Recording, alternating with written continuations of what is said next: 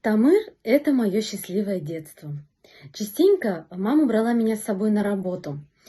И однажды, гуляя по коридорам телевидения, мне тогда было 3 года, я встретила на своем пути Луизу Азаматовну Фаршатову, которая завела меня в свой кабинет и попросила рассказать все свои сказки, все, что я знаю. Я с удовольствием рассказала все, что знаю. Очень была рада тому, что меня очень внимательно сидят и слушают. А оказалось, что Луиза Азаматовна записала все это на магнитофон, и через несколько дней мы всей семьей услышали все это по радио. Потом еще были многие программы, Сянгельдяк, Минуэт. Но вот так в 3 года я стала одной из самых первых ведущих программы «Иляу» вместе с мальчишками Джалилем и Азатом.